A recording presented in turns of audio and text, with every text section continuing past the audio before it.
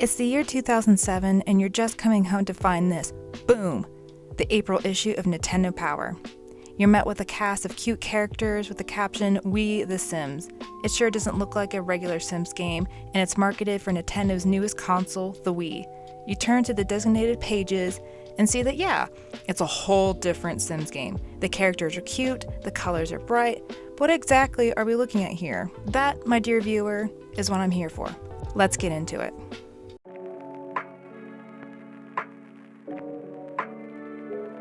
MySims hit the shelves in 2007 for North America, Europe, and Australia with a Japanese release the following December.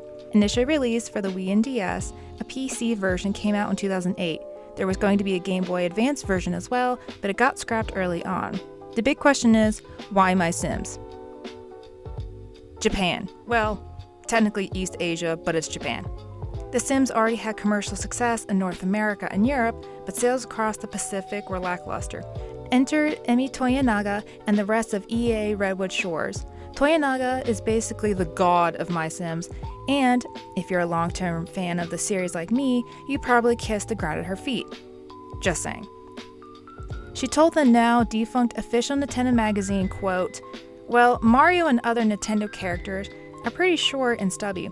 Also, being Japanese, I'm used to the mindset that fun characters should have shorter, stubbier characters, so these characters kind of came naturally," end quote. Another designer, Robin Haneke, also said the characters imply youthfulness and the aesthetic was meant to appeal worldwide. They have an anime-inspired look influenced by toys like Lego people and vinyl collectibles. Essentially, they wanted to make The Sims kid-friendly but still for everyone. Inspiration was drawn from Sesame Street's "Who Are the People in Your Neighborhood?" and the characters were meant to be explored as each was unique in their own way. You're meant to befriend these characters. You're meant to build community with them. That said, if you're looking for complex characters with dark backstories, you won't find it here. The characters are stereotypes, and what you see is what you get. Italian chef makes pizza, the librarian is cranky, the boutique owner is fancy and posh, so on and so forth. Funny enough, part of the official description was, "Who will you befriend? Who will you ignore?" Incredible. Perfect marketing. So, before we continue, I want to make a few things clear. One, we will be focusing on the Wii/PC 2008 version, as that's what I have, as well as the DS version. Two, while there was also a mobile version, I will not be covering it, and we'll discuss that later. There was also an official website for the game both in the West and Japan. If you go back on Wayback Machine, you'll see that there were numerous tabs with different info to hype up the game.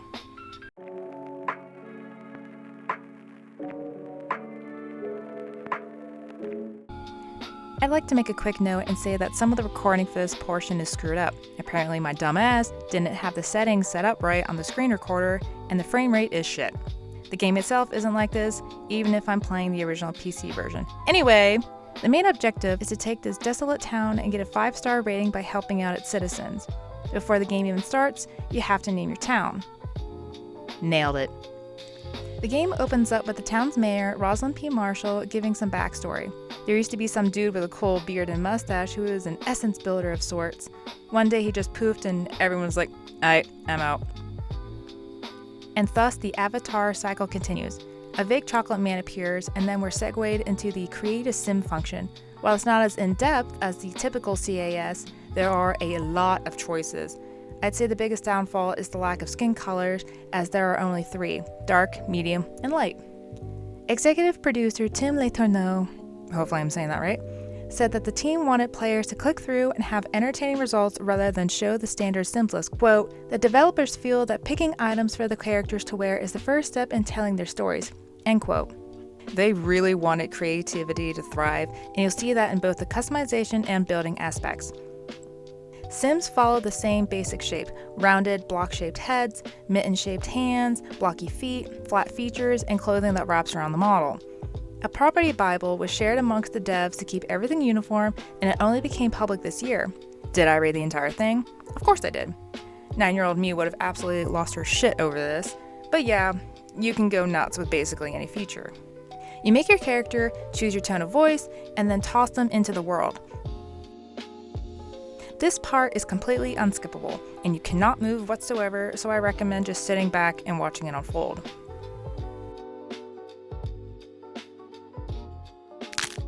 You head to Town Hall to properly introduce yourself. In Simish, of course, this is technically a Sims game. The tutorial goes over the basics, the controls, how to interact with other characters, that sort of thing. You also build your own home, which is a crucial part of any Sims game, but this one streamlined it. This is where the Wii Remote or cursor comes in, since the devs wanted the player to be able to simply point and click things into existence. This is actually a huge reason why they chose to release a game on the Wii to begin with. The whole snap to fit aspect feels more like putting puzzle pieces together.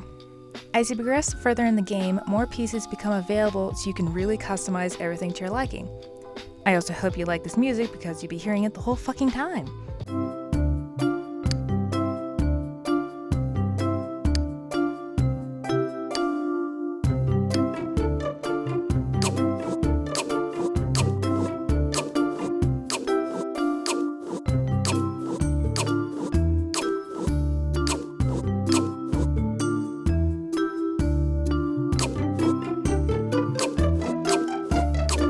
After you build your residence, you see her.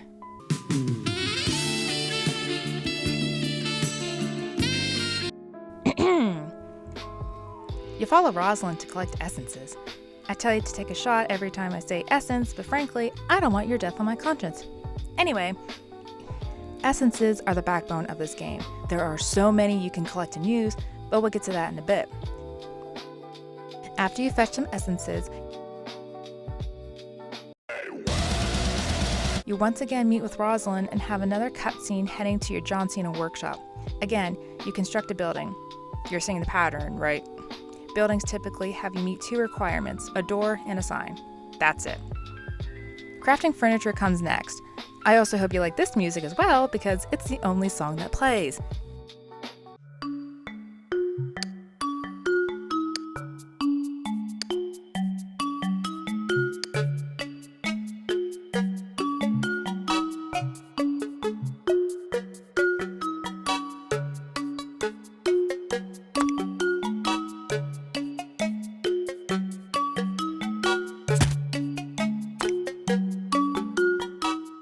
You can either follow the set blueprint or make something entirely your own, but whatever pieces you choose have to hide the floating sparkles. Most furniture is completely functional, and you yourself or another sim can interact with it. The tutorial comes to an end with showing you how to decorate indoors. Rosalind prompts you to say hello to the other 4 sims in town and to visit her again for a task. This is where the game actually begins. You're able to explore and see what's available to you so far.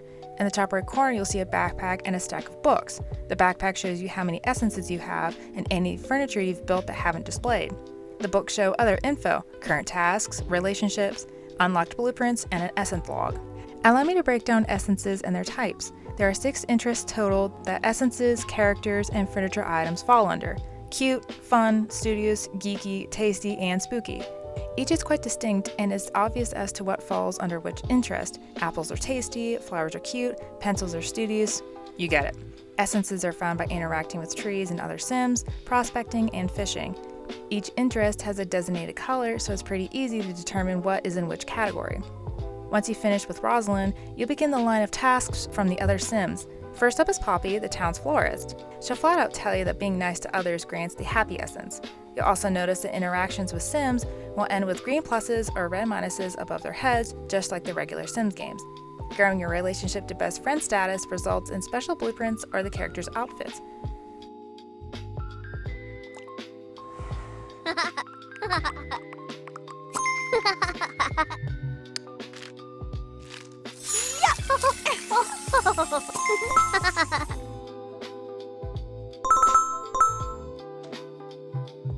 Takey, takey, takey!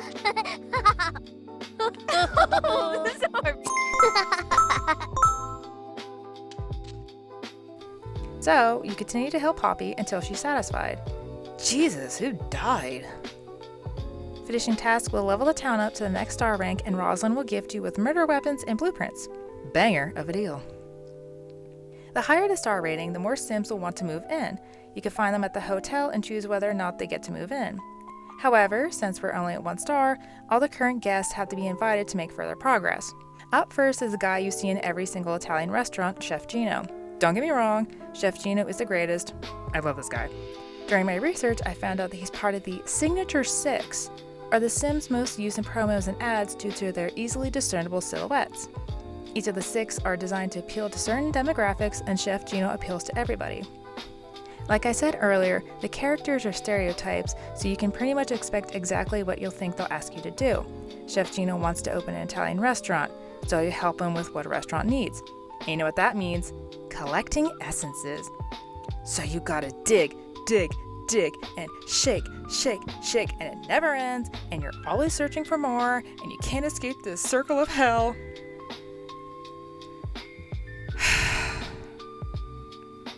If you don't like fetching quests, I don't think this game is for you.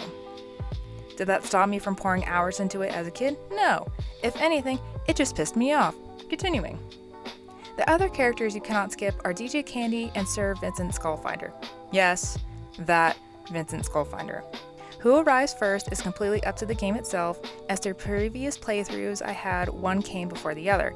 During this time, the town reaches level 2 and you're gifted the saw. Townies are also unlocked, or, the ones without a business. They don't grant any set tasks, but rather necessities that need fulfilled. Comfort, cooking, decoration, entertainment, sleeping, storage, and tables. With DJ Candy and Vincent, seemingly obvious tasks need done. DJ Candy needs stuff for her club, and Vincent needs his museum filled up since he's an archaeologist. Depending on the task, Sims will actually freak out on the spot. Bocinata! Bocinata! Bocinata! The Zarka, you can work. In this case, Vincent wants a sarcophagus like the true Englishman he is. From here on out, you can really make the town your own. Commercial Sims have jobs for you to complete, while townies give points by moving in and befriending you. Like I said earlier, becoming best friends rewards you with a special blueprint. Observe. Yeah, wonderful.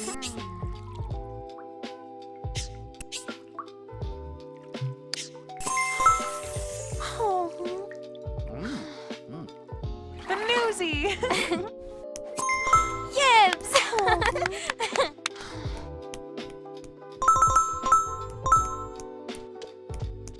Nurg! The fuck, Patrick? Also, if you play the PC version, the Gardens comes with Star Level 2. This was technically the online feature at the time, meaning you could hop onto a server and play with friends. Each garden had its own unique essences as a way to encourage players to exchange them and share the wealth. There were also mini-games such as hide and seek and tag, but I can't give you more than that since I never got to play online myself. If you're like me, you probably chose the commercial route. Tasks get harder and require more pieces along with more essences. You have to think outside the box here to make everything fit. Sometimes a piece of furniture only consists of 10 blocks, but needs 40 essences to be considered complete. This sort of thing begins when you invite one of the new commercial Sims. All of them require you to venture into the forest, and this is where the saw comes in. Woohoo! Remember how I said the devs were trying to appeal to the Japanese market? Yeah, the entire forest has Japanese influences. A torii gate, stone lanterns, bamboo, guardian statues, stuff like that. Playing it now, I'm surprised they didn't sneak a tanuki somewhere. I actually really like the forest, so don't take my words as me talking shit. Level 3 provides the pickaxe needed to enter the desert area and collect more essences.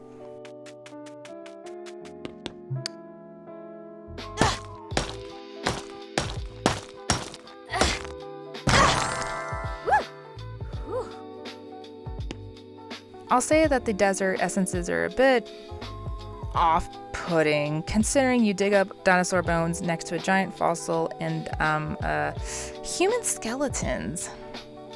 Technically, this means that this is inside of everybody. Take with that what you will. Next to the giant fossil is a graveyard that you can also dig around in. Yes, because cozy games have you desecrating graves. Most of the map is available besides 2 metal doors, but the tool needed will be unlocked later. More Sims are arriving at the hotel and, if you're on PC, exclusive characters start showing up. There are 6 in total: Flipper, Natalia, Wendelin, Alexa, Sedella, and Terry. Half are unlocked at this level while the others arrive at the next. All 6 will ask you at some point to use their unique essences found in the gardens. Also, I want to show the bathtub blueprint Flipper gives you because what the fuck is that?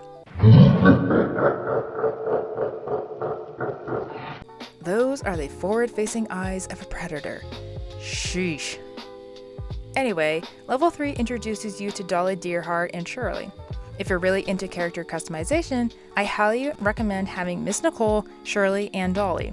They provide new outfits, cosmetics, and costumes respectively. What's more, you can make over a friend and change what they look like. Obviously, you can't change their skin color, but everything else is on the table. I gave Roxy orange hair and then she noped out of there. When you reach level 4, you receive the final tool, the blowtorch. Now you can take care of those pesky metal doors in the desert. I love it when games teach children that breaking and entering is okay. With the blowtorch, you can now fish at the pier and prospect in the junkyard for aliens and shit. Yes, alien hunting really is that easy.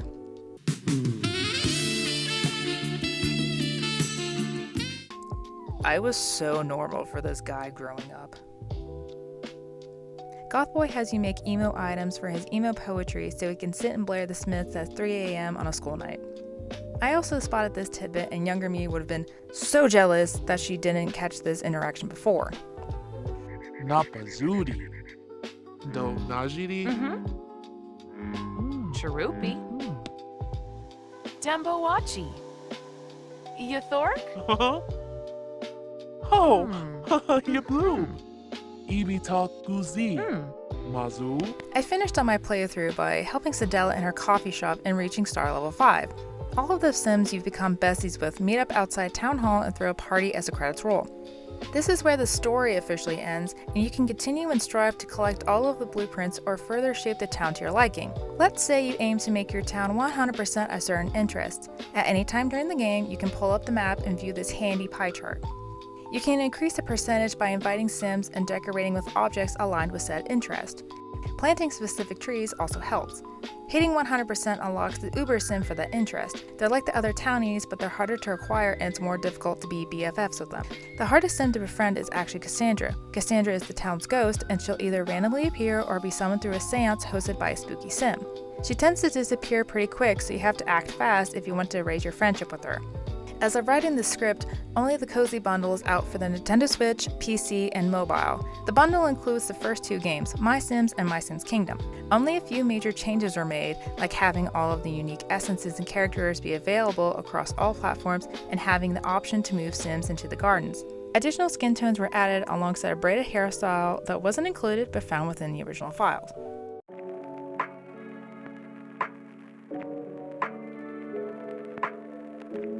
If you're thinking that the DS version is anywhere close to the Wii one, you'd be very, very wrong. While development for the DS and Wii started simultaneously, the Ghost developer Tose worked on the DS version. As far as I can tell, there was little to no communication between the 2 studios during development. The storyline is different, the playstyle is different, the characters, the functions, everything.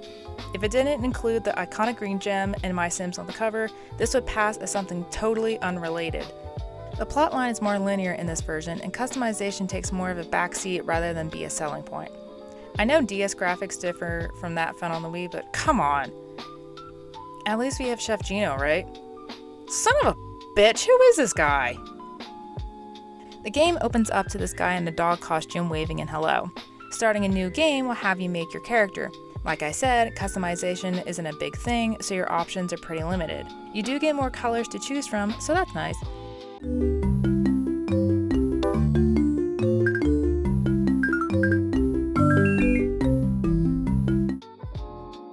You also have to name your town before starting. I just went with the same one as before. A bodiless voice sets up the story. You're on a boat sailing to this very town and it appears you're moving in. You arrive at the docks, and as you're leaving, the captain calls you a curious Sim for wanting to be here. I'd say there's a cannibalistic tribe or something, but considering it's a kid's game, we'll be fine. The same furry as before is standing menacingly on the beach, and he has the audacity to be scared of you. Boy, you just watched us walk into view. So like any sane person, you chase him into town before losing your breath. I guess sailing on a yacht takes a lot out of you. Then you head inside the nearest building and discover the town's mayor talking with herself. She's nice enough to apologize for being busy since she can't seem to find her grandson, Tim. She conveniently doesn't move from her spot as the game continues to explain the controls. It's at this point where I begin to walk everywhere because I forgot you can hold the B button down to run. Slinking over to a racquetball court, you find Dogmeat, who rightfully asks you who the hell you are and what the hell you want.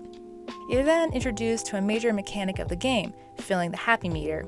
If you want characters to talk to you and progress the story, you have to make them happy before time runs out. You're given different actions to choose from to try and fill that meter up. Once Parappa the Rapper is satisfied, he hugs your stranger ass and agrees to go see his grandma.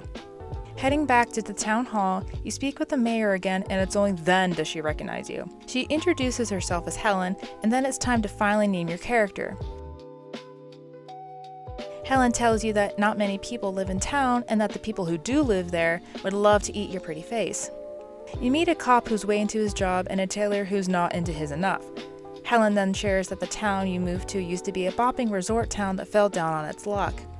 Businesses closed up shop when Sims moved away, and no one has responded to their help wanted postings, except Ashley, a fiery redhead who storms the building mid-conversation and says, "Oh, I hope I'm not intruding." Turns out she responded to a help wanted about running the flower shop but got lost for a solid month on her way here. She and Helen talk about the position for 2 seconds before she fucks off. It's implied that you have to follow her, so you do just that. As the town's florist, she wants the empty flower beds filled, so you do her job for her.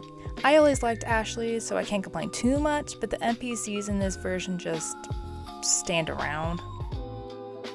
Planting the flowers brings the town to star level 1. Telling Helen this achievement has her reveal that the house to the east is yours. Having a home means you get to decorate it as you see fit with the numerous items that are unlocked as the game progresses. After getting a good night's sleep without taking your shoes off, the morning begins with a newspaper clipping stating that the town went up a level. It cuts to you talking with Helen again about tourists and how the owner of the general goods store and the local fishermen are back alongside a newcomer in the forest.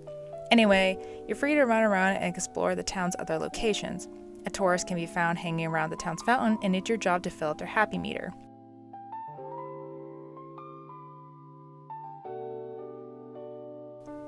Ah yes, because crying when someone's mad is the answer to everything.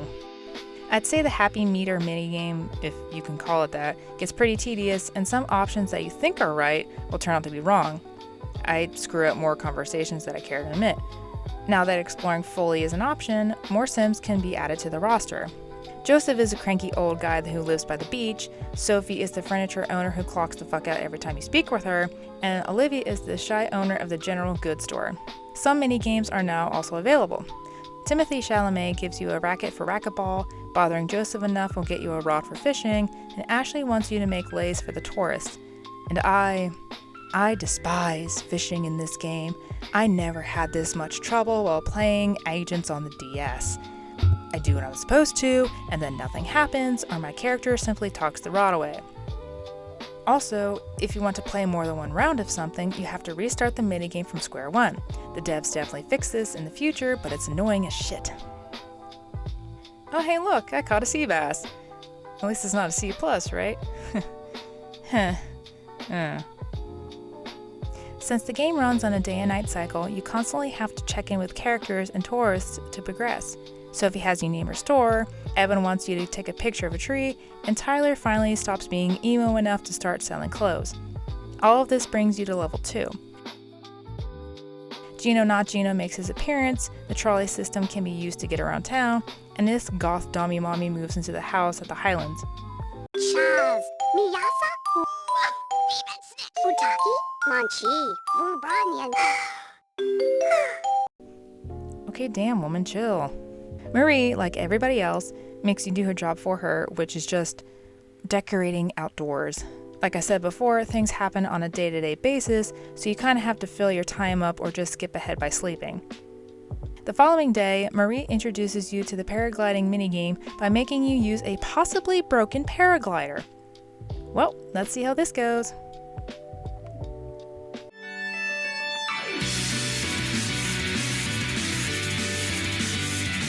Jesus Christ, did you crash out like that?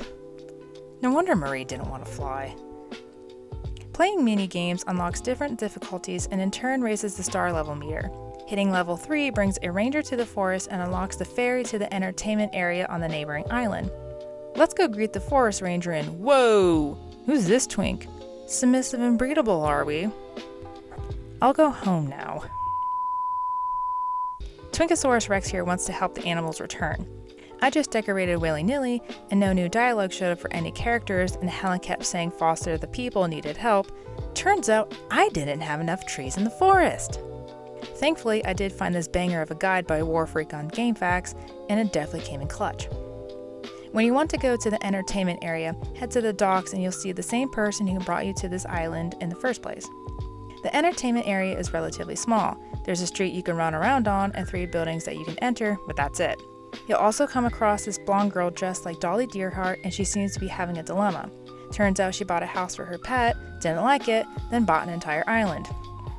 She bought the house for 300 million coins, but she's feeling kind and offers it to you for 10,000 instead. If you have enough money, you can buy it outright. If not, you gotta start saving dough. Buying the house is important because it will raise your star level by a large chunk, so keep that in mind. The best part of the area only opens at night, the casino. If there's anything to be taken from this game, it's that gambling is okay and crying gets you what you want. The casino has 3 games: Dodge the Thief, Exactly 21, and Tic-Tac-Trump. Tic-Tac-Trump is luck-based, Exactly 21 is just blackjack, and Dodge the Thief is stupidly hard if you don't know what to do. I had to watch a YouTube video and read a Reddit post just to understand this shit. If you return to the forest during the day, you'll see animals begin to appear. Foster's home for imaginary friends is super psyched and wants to feed them. Again, you have to do somebody's job for them. Not surprising. When you eventually get enough money in your pockets, return to Elizabeth to buy the house. And you know this game is fictional since you could buy a huge house with a pool and courtyard for only 10K. The house provides 3 extra rooms to decorate and that's it. It doesn't provide any other function. I should mention that when your relationship with Sophie and Tyler improves, you can create your own designs. Perfect. You'll see that I got a message saying that the essence of the forest can be used now. Thought you got away from these damn things, didn't you? Yes, essences can be found in the DS version, but not like you'd expect. They're kind of like secret achievements you can only discover by meeting specific requirements. I actually got this unintentionally and there were more to find. Looking at the guide I mentioned earlier tells you how to obtain the others. Now that you're at star level 4, all of the places you can travel to are available. North of the forest is the mountain. Here you're met with a rocky landscape and a 3rd racket court, which I absolutely dominated on.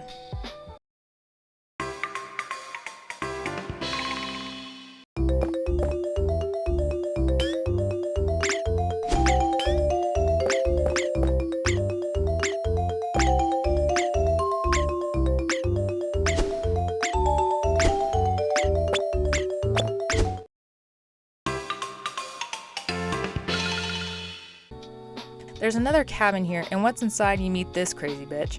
If you fail to fill the meter, she goes apeshit, and if you do fill it, she goes apeshit, but for a different reason this time. This lady, Tracy, thought she could make money off Elizabeth, but realizes she can't, so she puts you to work and makes you pay for the tools. Now you can play the new minigame, Dowsing, which is just digging up crap. The controls felt weird for this one, but it probably didn't help that I was using a controller.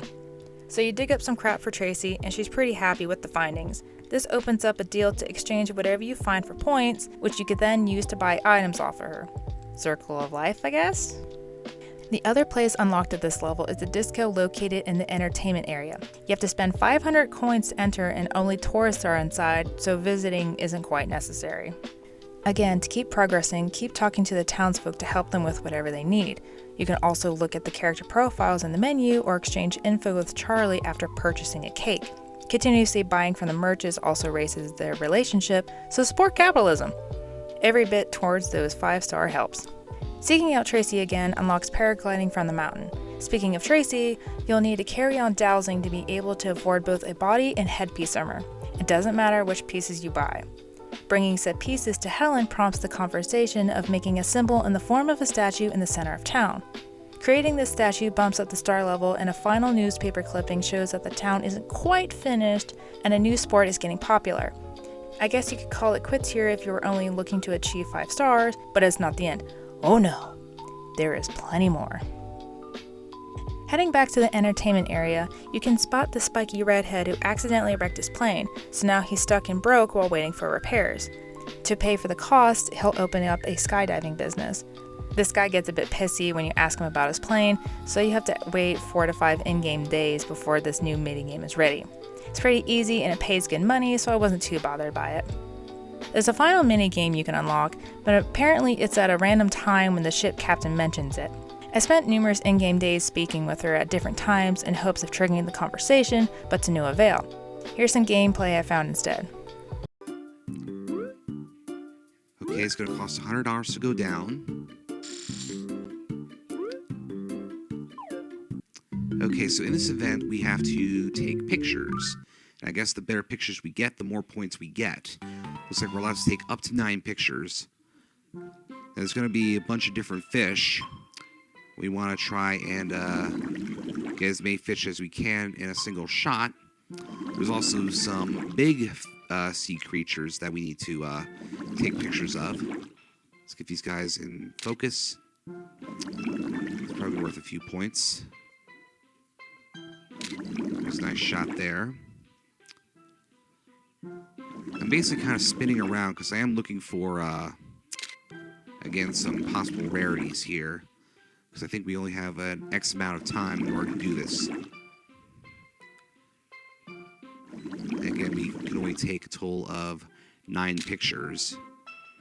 Yet there is an undisclosed time limit.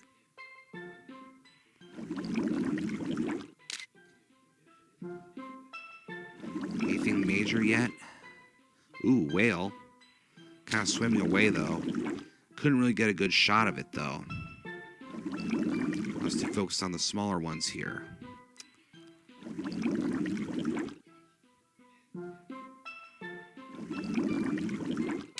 Got these guys in frame. I've got 1 shot left. I'm not going to get a chance to take it, though. As you continue to speak with your fellow Sims, short side quests pop up. They mostly revolve around the happy meter, but some will require you to bring them gifts, such as cake. Like the Wii version, you can become best friends with them, but you don't get any reward besides a gold star on their profile page and the satisfaction of completing the game in its entirety.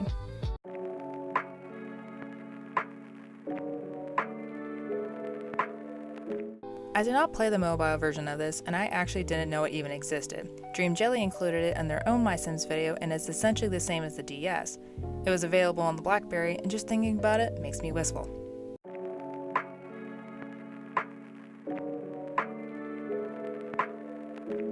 So, where does this leave us? The biggest issues I could find in reviews were the slow load times, how repetitive it felt, and how you couldn't deeply customize like in a regular Sims game. Others compared it to Animal Crossing Wild World as well. Despite the game being a solid meh ratings-wise, it found a cult backing. It's me, I'm the cult. MySims is one of the best-selling DS games with over 4 million sales by October 2008. Sequels boomed afterwards from 2008 to 2010, with 3 releasing in 2009 alone. However, the games didn't bring in enough money and EA moved The Sims in a different direction. Unfortunately, MySims wasn't a part of that vision. Many of the devs who worked on these games went freelance, EA Redwood Shores became Visceral Games, EA UK became Brightlight, and the MySims franchise as a whole faded away. That being said, some characters appeared in SimCity Creator and 20 of them became collectible trophies in The Sims 4. Now that the Cozy Bundle is out and nostalgia marketing is in full swing, the other games may be re-released as other bundles. Personally, I'm hoping for an Agents 2. Thank you for listening to my tangent. I highly recommend playing the game with my whole heart. It's exciting to see people finally discovering this gem and enjoying what it has to offer.